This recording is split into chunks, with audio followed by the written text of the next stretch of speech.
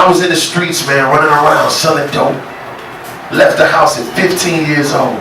14. I was just about to turn 15. What do you know when you're 14? Nothing.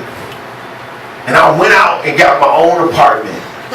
And I'll never forget, man, I got an apartment in my buddy's name.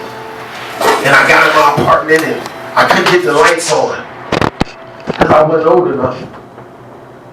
So I sat in that apartment with candles for like a week until I talked somebody into getting the lights on. Then I got my lights on. And I'll never forget, I was in my house just crying, laying on the beanbag. No, excuse me, it wasn't a beanbag, it was a bag of my clothes. I tried to lie. I can't even lie, yo. It was a bag of clothes. And I'm laying on my clothes and I'm just happy that I'm in my place. I'm like, this is mine. And I never forget, I'm like, I'm walking around how I want to walk around. Because this is my place, man. But little did I know that my place meant I had to pay everything in it. And I never forget, I went to the grocery store, Farmer Jack's back in Detroit. And I bought $100 worth of groceries. Came home with the bags, I'm like, yeah. Put them all in my refrigerator, and I stood back, look at my refrigerator, I'm like, yeah, duh. All the stuff in there. And about 4 days later, I went to open the refrigerator, and there was nothing in it. I'm like, what happened to my food?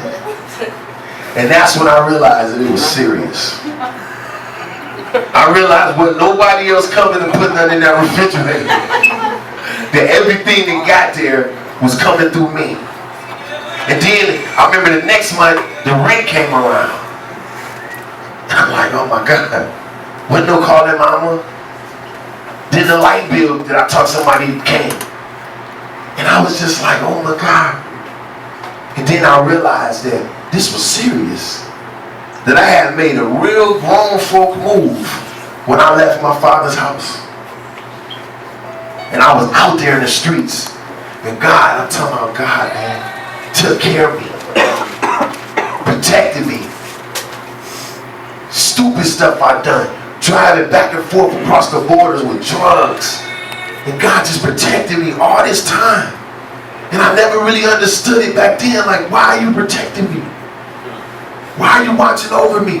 And one time I got pulled over on the freeway. I had a gun in the car. A nickel-plated 38. And I had a dude driving me. I'm in the back seat. The police pulled us over. I had an eighth of key. And like $4,000 on me. And I had the gun. I threw it under the seat. And I remember the police officer got in the car with the flashlight. He started searching the car. And as he's searching the car, putting the flashlight in the car, I put my foot on top of the gun.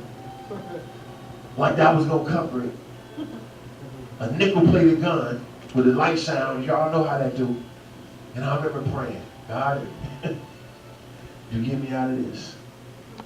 I just sat in the back seat shaking. And you know that police officer got on his knees, looked all the way under the seat with the flashlight. I can see the gun. This dude didn't even see it. He got out, closed the door, and said, y'all have a nice day. And I said, oh my God. As I drove up the freeway, I was in the car still shaking. I'm like, God. Thing after thing after thing after thing, God kept me in it. Even though my mind was so messed up, God kept me in the middle of all this mess. And to this day, I do not have a criminal record, which is an absolute miracle. But then when I look at where God has brought me to today, and when I see where the places he's sending me in, when they tell me to fill out this, put your name on here. In the box say, have you ever been convicted of a felony? And all I can do is just say, oh my God, thank you, Jesus. And I click no.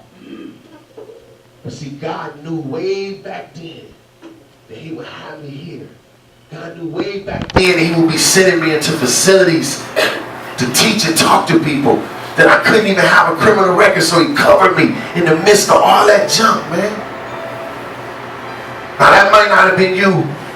You might have ended up with a criminal record. But some of us, God said he had to put us away to save my life. Yes, sir. Amen. Because if you wasn't locked up, you'd be dead right now. How many people can say that, man? Be honest. There's no reason behind it. Most of the people in here say if they wouldn't have went to jail, they'd have been dead. I'll say that I was not arrested. I was rescued. I was rescued.